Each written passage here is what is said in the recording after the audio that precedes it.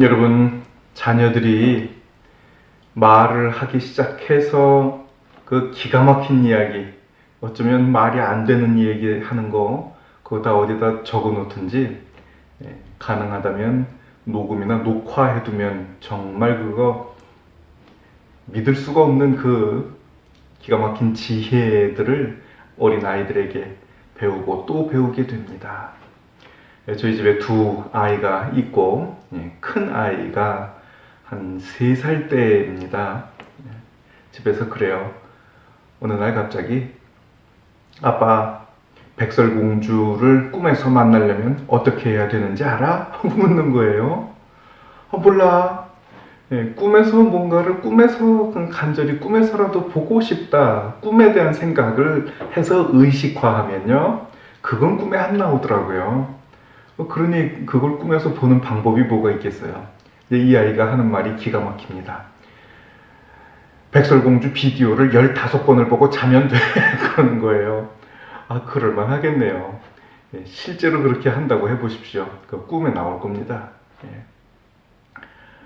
또 이제 작은 아이, 6년 차이가 나요. 작은 아이가 제가 이제 교회 하루 종일 가 있으니까 장난감을 사서 엄마랑 같이 조립을 해보고 또 뜯었다 붙였다 하고 기능 작동을 하면서 놀았지 않습니까?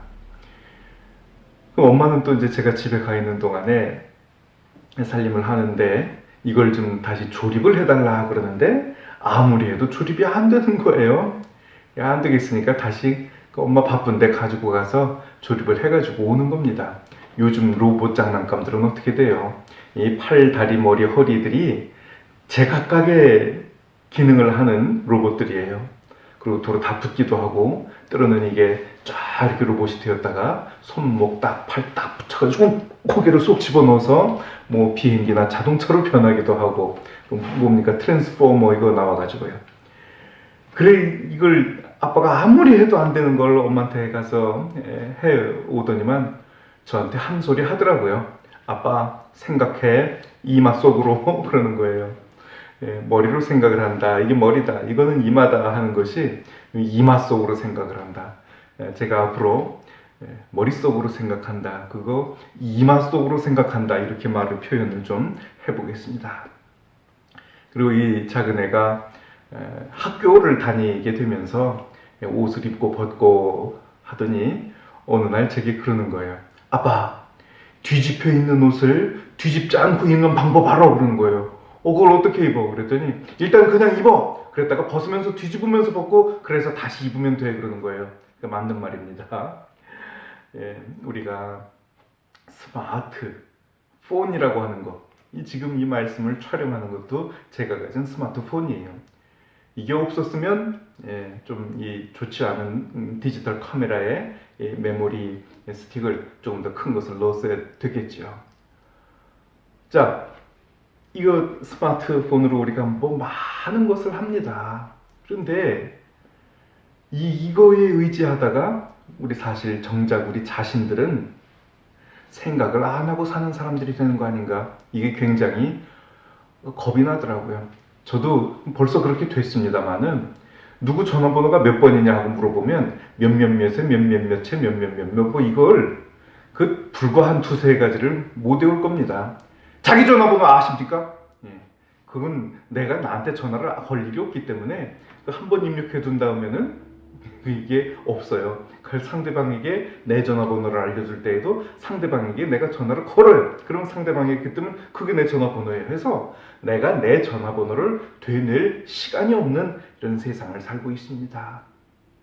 사람이 생각해보고 이렇게 하면 되겠지 하고 가봤다가 그게 아니네 하고 다르게 하고 이런 반성과 반복들이 오고 가면서 지혜가 생겨나는 건데 이미 다 된 것으로 한 가지로 그냥 가기만 하고 그 가는 것이 내가 생각해서 가는 것이 아니라 따라오라는 대로 그냥 쫓아갈 뿐인 이런 삶을 살고 있으니 이 무슨 이야기입니까? 지도 어디를 내가 지금 처음 가는 길을 찾아간다. 이제는 두 번째, 세 번째 가는 길도 못 찾아가요. 이 내비 아가씨가 하라는 대로 다 갔기 때문에 이걸 지도를 미리 살펴보고 어디쯤으로 가서 어디로 간 다음에 그 뭘 보고 어디로 가는데 이게 얼마큼 간다고 하는 게 우리 몸으로 이게 느끼면서 살아야 되는데 다 빼앗겼습니다. 그러다가 어느 날 이게 기계고 전기를 기반으로 하는 거기 때문에 퍽 하고 나가면 그야말로 멘붕이 올 거예요. 어떻게 해야 되나? 참 이 답답한 사람들 그만큼 공부를 하고 나이들 먹고 뭘 할 수 있는 게 없게 되는 그런 기가 막힌 세상이 이미 이제 된 것입니다. 생각해보고 이거 이렇게 하면 될까? 그게 아니네. 이렇게 하면 될까? 그것도 아니었어요. 하다가 어느 때에 무언가를 보면서 아르키메데스처럼 휴레카! 이것들이 나와야 되는데 없습니다. 없어요. 참 불쌍한 사람들이 되어가는 거예요. 스마트폰이라고 하는 건 갖고 있으면서 사람 자신들은 어리석은 스튜피드해지는 거, 이걸 보고 제가 그렇게 표현을 했습니다. 스마트퓨피드. 이미 스마트퓨피드한 세상이 되었어요. 스마트하다는 거 뭡니까? 전화 기만 스마트해졌어요. 똑똑해 총명해졌어요. 누구한테 뭐 전화를 해서 전화를 받고 걸고 하는 거 뿐만 아니라 이걸 가지고 별걸 다 하네요. 큰 돈들이 오고 가기도 하고 가만히 앉아서 물건을 받기도 하고 재밌는 영화도 보고 별 것을 다 하게 됐는데 더 중요한 것은 그렇게 한다 그래서 여기에는 그다지 돈이 들지 않는다고 하는 것. 좋죠. 이 오늘의 이 말씀 본문, 예수님께서 너희 동물 4가지가 나오죠. 너희를 보내는 것이 양을 이리 가운데 보내는 것 같고, 그러므로 너희는 뱀같이 지혜롭고 비둘기같이 순결해야 된다. 이 말씀이요. 이 말씀을 나누고 설교를 한다고 하는 게 벌써 얼마예요. 교회학교 교사를 하면서 이것이 그대로, 물론 목회자의 수명을 받은 상태에서 그렇게 했지만은 말씀이라고 하는 것을 씹어서 준비해서 전하고 함께 나누고, 교육전도사, 전도사 시절 거쳐서 이제 목사 안수를 받고, 제 순차가 아님에도 목사 안수 받았으니까 이제 바로 예배 설교 한번 하고 그날 축도까지 한번 하라. 그때 그 목사를 안수를 받을 때에 담임 목사님 그렇게 하게 하셔서, 그렇다면 이번 주에는 그걸 또 무슨 말씀을 해야 되나. 물론 한 1, 2주 이상 전에 다 알고 있었지만은 참 그 고민하고 묻고 예수님 그 바지가랑이 붙잡고 제가 기도해서 얻어낸 말씀이에요. 이게 무슨 말씀을 하라는 말입니까? 나 참 잘 못하겠는데요 하면서 이 말씀은 주셨어요. 본문은 그 뱀같이 지혜롭고 비둘기같이 순결하라고 하는 그 말씀 전하라고 하시는 거 하시길래, 그렇다면 이걸 어떻게 풀어야 되냐고요. 그 앞에 목사 안수 받게 해서 사람들에게로 다시 한번 세워 주신다고 하는 것이 그 앞에 이 본문의 맥락에서 예수님 제자들을 보내시는 것이 늑대에게 양 보내는 것 같다. 그러니 목사를 세워서 이 회중이라고 하는 사람들이라고 하는 이 늑대들에게 양을 보내는 것 같으니 죽겠는 거죠. 그러니 거기서도 살려면 어떻게 해야 된다? 이게 돌변해서 내가 아예 호랑이 사자가 돼서 늑대들을 물어뜯으라는 게 아니라는 거죠. 지혜가 이제 뱀같이 지혜로워야 되는데, 뱀 하면 또 좀 사악한 거 그렇게 나오잖아요. 거짓말한 거. 그런데 그게 아니라 뱀처럼 지혜로워야 된다고 하는 거. 이거 여러분들 좀 그 어느 주에서도 이 얘기가 안 나오더라고요. 뱀의 지혜를 배워야 된다고 하지, 뱀이 뭐가 그렇게 지혜로워서 그거 배워야 된다고 하는 건지 그 얘기를 안 해요. 비둘기 순결한 거는 뭐 말 안 해도 될 것 같은데, 뱀처럼 지혜롭기, 뱀처럼 지혜롭기, 뱀처럼 지혜롭기. 그래서 제가 뱀을 다시 한번 본 건 아닌데 생각을 해봤습니다. 그리고 실제로 제가 대학 기숙사 생활하면서 그 앞에까지 뱀이 왔다 갔다 한 걸 몇 번을 봤거든요. 굉장히 빨라요. 발도 없는 게. 바로 이겁니다. 가진 것이 없어도 제 할 일 다 한다는 거예요. 그러니 가진 것 없이 하는 거에 대한 준비가 오랜 시간 동안 연습이 되어 있어야 된다고 하는 거죠. 그리스도인들이 모두 있어야 되고 그것도 있어야 되고 다른 것도 있어야 되고 다른 사람들 가진 건 다 있어야 된다고 그러고도 더 가지려고 하는 거, 이건 가지면 누가 다 못합니까? 없어도 할 수 있어야 된다는 거죠. 그게 바로 지혜예요. 사람에게 강한 발톱이 있어요. 강한 이빨이 있어요. 빨리 달릴 수가 있어요. 그렇다고 날개가 있어요. 물속에서 살 수가 있어요. 아무것도 못해요.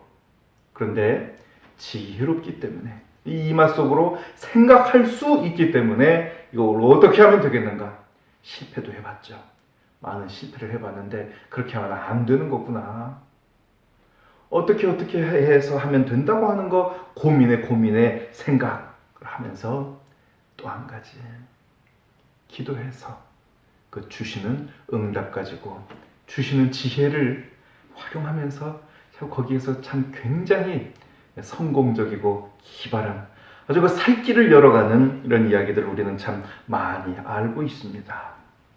여러분 스마트폰들 가지셨어요? 그래서 지혜로워졌습니까? 뭔가를 다 알게 되었어요? 그 많은 정보들 이랬다 누가 이랬다 그거 아니다 이거 저것이다 하는 것들이 오고 가는데 결국은 그걸 내 것으로 만들어서 내가 재창조해낼 수 있어야죠. 스마트폰을 통해서 말씀에 더 가까워졌습니까? 내 감사의 분량이 늘어났습니까? 누굴 도와야 되겠다 할 때에 여기 좀 도와주십시오. 스마트폰을 통해서 안 보고 있었으면 몰랐을 텐데 그거 알게 되었으므로 돕느냐는 말이에요. 참 어려운 얘기죠. 이제 이 남북의 우리나라 참 여기에 대해서 생각이 미치면 저는 정말 할 말이 없었습니다. 저희 양친이 다 이북 출신이잖아요. 유교가 꽉 나고 났을 때 한없이 걸어서 이렇게 오셔서 선친내는 충북음성에 우리 모친 쪽은 경남의 경북의 황간에 틀 잡고 있었다가 다시 이렇게 서울로 다 올라와서 만나신 그런 가정이고 실향민들이죠. 참 그 진절머리가 나서 저희 선친께서는 그쪽 동네에 대한 아주 그냥 실증이 나신 분이었어요. 거기에 내가 거기에서 태어났으면 어떻게 됐겠나. 상상하기가 참 어려운 그런 지경이었는데 이렇게 만났습니다. 주여 통일을 주옵소서. 하나님이여 이 나라 돌아보옵소서. 불쌍히 여겨 주옵소서. 하나 되게 하옵소서. 이 지구상의 마지막 분단된 이 민족, 정말 말 그대로 통역 없이 두 나라라면 두 나라 정상이 만나서 이야기를 할 수 있었다고 하는 것, 이 정말 우리가 기쁘고 반가우면서도 슬픈 이 현실. 그리고 이제 다시 돌아갔죠. 이제는 어떻게 해야 되겠습니까? 그거 묻고 생각해보고 또 찾아나가야 될 그 어떤 답이 있는 것이죠. 잘 생각하셔요. 통일을 하는 데에 굳이 말해서 1억이 들어간다 그러면요, 통일을 하고 나서 이제 얻어질 수 있는 그 가치라고 하는 것은 100억이 넘어가는 거라고 생각하면 된답니다. 잘 생각해 보셔요. 우리 하나님께서 그렇기 때문에 한다를 떠나서 이제 굴려가시는 우리 하나님의 역사 바퀴가 있는 거예요. 여기에 우리가 다 올라타고, 그렇다면 우리가 이게 더 잘 굴러갈 수 있도록 무엇을 해야 되겠는지 이것을 우리는 깊이 생각해야 합니다.